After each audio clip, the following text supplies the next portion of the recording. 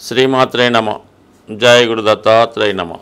ఈ వీడియోలో మనం జూన్ 6వ తారీఖు వరకు కర్కాటక రాశిలో కుజగ్రహ సంచారం ఈ అబ్బాయిలు అమ్మాయిల యొక్క వివాహ వ్యవస్థ మీద, అలాగే ఆలస్య వివాహానికి కారణమైనటువంటి ఈ కుజగ్రహం ఈ కర్కాటక రాశిలో ఉండడం వల్ల ఎందుకు వివాహాలు ఆలస్యం అవుతున్నాయి, వివాహ సంబంధాలు కుదరకుండా, ముఖ్యంగా అబ్బాయిలు ఎందుకు వివాహంలో లేట్ అవ్వడం, వారి జీవితంలో సరిగ్గా సెటిల్ అవ్వలేకపోవడానికి కారణమైనటువంటి కుజగ్రహం ప్రస్తుతం కర్కాటక రాశిలో ఈ నెల అంటే ఇంచుమించు జూన్ 6వ తారీఖు వరకు ఆ రాశిలోనే ఉండడం జరుగుతూ ఉంటుంది. అయితే కుజుడికి అది నీచ స్థానం అవటం వల్ల తను అత్యంత పవర్ఫుల్గా బలంగా పనిచేయలేకపోతుంటాడు. సాధారణంగా వివాహం జరగడానికి, వివాహం తర్వాత అన్యోన్య దాంపత్యం ఉండడానికి కుజగ్రహం చాలా వరకు కారణమవుతూ ఉంటుంది.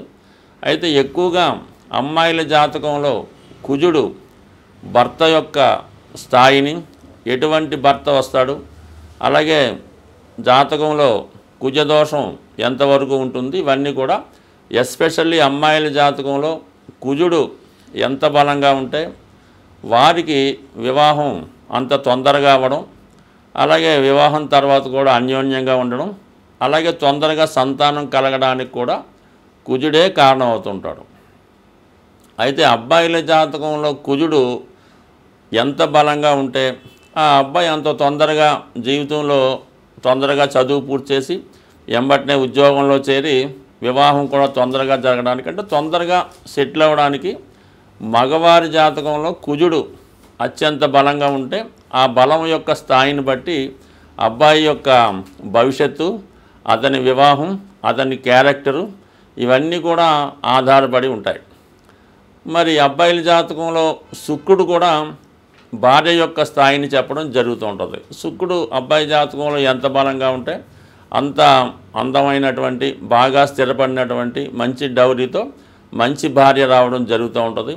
అలాగే శుక్రుడు పాపగ్రహాలతో కలిసి ఉన్న, పాప రాశుల్లో ఉన్నా కూడా వివాహం ఆలస్యం అవడం, తొందరగా జరగకపోవడానికి కూడా కారణమవుతుంటుంది. అంటే ముఖ్యంగా ఈ శుక్రుడు రవితో కంబస్ట్ అయి ఉన్న, రవికి బాగా దగ్గరగా ఒకే డిగ్రీలో ఉన్నా కూడా వివాహం జరగడం అన్నది చాలా కష్టం అవుతుంటుంది. వివాహం తర్వాత కూడా వివాహ బంధం అన్నది చాలా ఇబ్బంది పెట్టడం కూడా జరుగుతూ ఉంటుంది. అంటే సుమారుగా చెప్పాలంటే ఎక్కువ వివాహ వ్యవస్థ మీద మనం ఎక్కువగా కుజుడినే తీసుకోవడం జరుగుతూ ఉంటుంది. కుజుడు ఉన్న స్థానాలను బట్టి కుజదోషం నిర్ణయించడం జరుగుతుంది. కానీ శుక్రుడు కూడా ఈ వివాహ విషయంలో చాలా ప్రాధాన్యత చూపడం జరుగుతూ ఉంటుంది.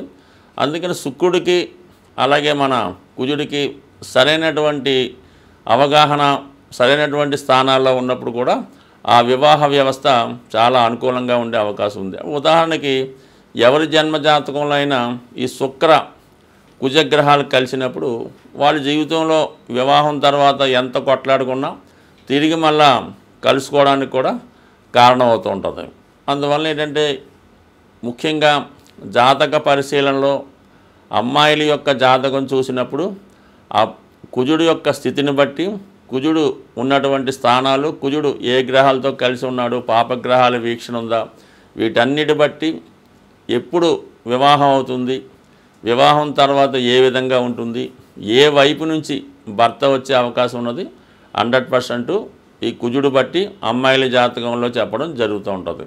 అలాగే అబ్బాయిల జాతకంలో శుక్రుడు ఉన్న స్థితిని బట్టి అబ్బాయికి ఎప్పుడు వివాహం జరగవచ్చు, వచ్చిన భార్య ఏ విధంగా ఉంటుంది, వివాహం తర్వాత జాతకుడు అదృష్టవంతుడవుతాడా, దురదృష్టవంతుడవుతాడా అన్నది కూడా అబ్బాయి యొక్క జాతకంలో శుక్రుడిని బట్టి కూడా ఉండడం జరుగుతూ ఉంటుంది. సో ఇప్పుడు మనం ఈ కుజుడు ఇంచుమించుగా మనకి జూన్ 6వ తారీఖు వరకు కర్కాటక రాశిలో సంచరిస్తూ ఎక్కువగా పుష్యమి, ఆశ్లేష నక్షత్రాల మీద ఎక్కువ సంచారం చేయడం జరుగుతుంటుంది. ఈ ప్రభావం వివిధ రాశుల వారి మీద ఏ విధంగా ఉంటుంది, వారు తొందరగా వివాహం జరగాలన్నా వివాహం జరిగి కూడా ఇబ్బందుల్లో ఉన్నవాళ్ళు ఎటువంటి పరిహారాలు చేసుకోవాలి అన్న విషయాన్ని ఈ వీడియోలో కొద్దిగా డీటెయిల్గా తెలుసుకునే ప్రయత్నం చేద్దాం.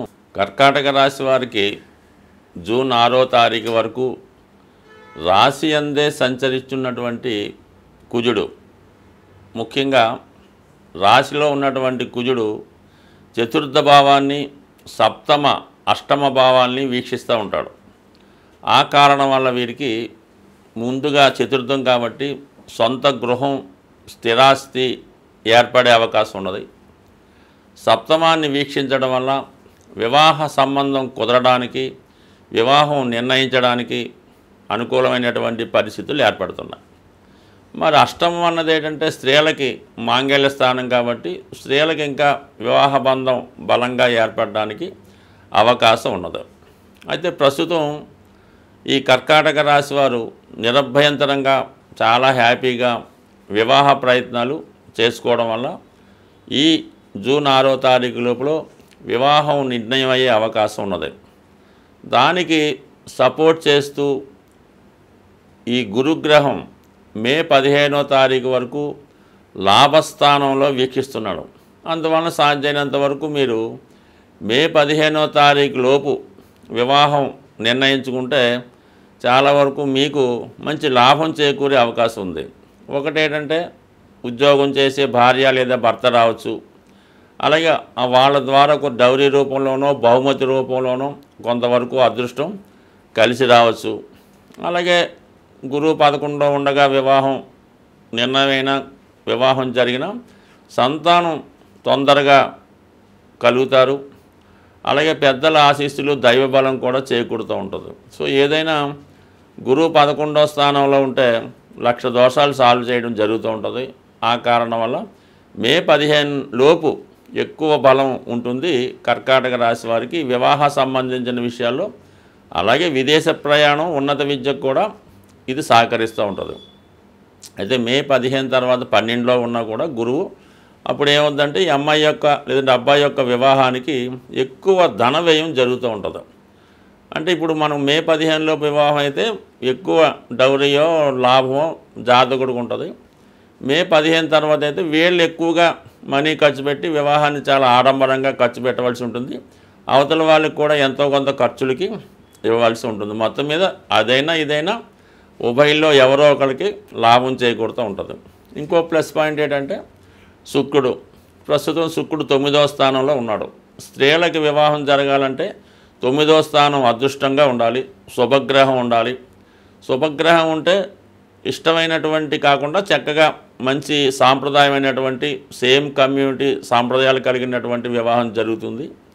అదే 9వ స్థానం పాపగ్రహాలతో కలిసి ఉంటే మరి ఏదైనా లవ్ మ్యారేజు, పెద్దవారికి ఇష్టం లేని వివాహం జరగవచ్చు.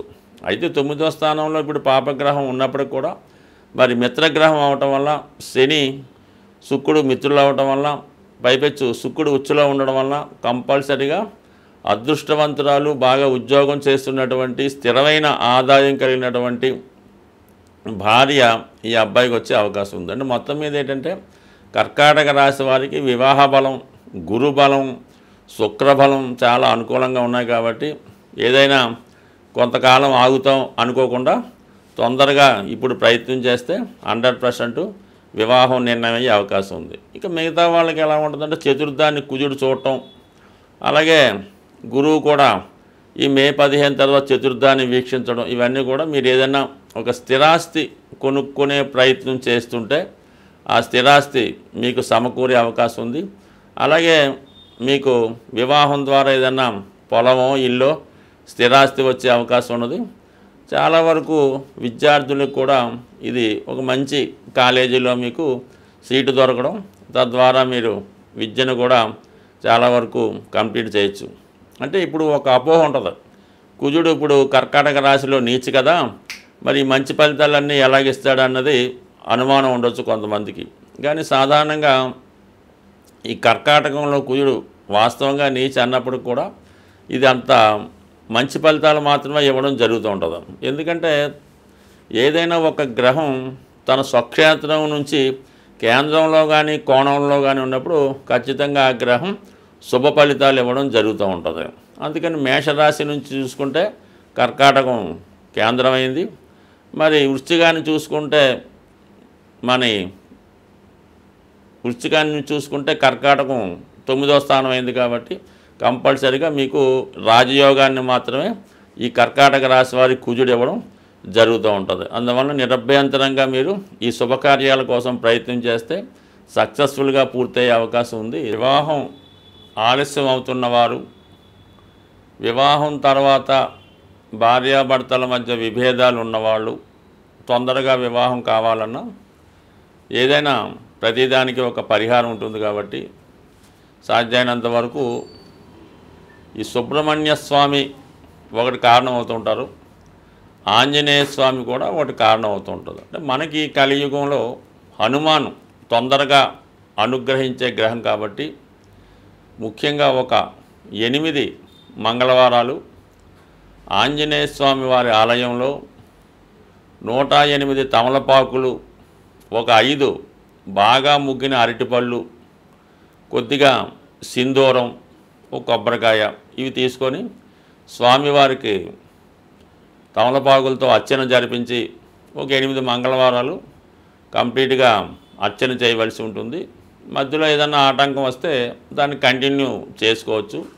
అయితే ముఖ్యంగా స్త్రీలు వేకువజామునే లేచి ఈ స్నానం చేసేటప్పుడు ఆ నీళ్ళలో కొద్దిగా పసుపు కలిపి మంగళ స్నానం చేసిందాక తలక స్నానం అది చేయవలసి ఉంటుంది. సాంప్రదాయ దుస్తులు ధరించవలసి ఉంటుంది. కంపల్సరిగా గాజులు అంటే మట్టి గాజులు, దాన్ని గాజులు అంటారు. 2 చేతులకు కూడా కనీసం ఒక చేతికి 8, ఒక చేతికి 8, అది ఎరుపు రంగు అయితే వెరీ బెటరు, ఆకుపచ్చ రంగు అయినా పర్వాలేదు. ఈ విధంగా వాళ్ళు సాంప్రదాయ దుస్తులతో సాంప్రదాయంగా ఈ పసుపు కలిపినటువంటి నీటితో స్నానం చేసి వాళ్ళు ఈ 8 మంగళవారాలు కంప్లీట్ చేయవలసి ఉంటుంది.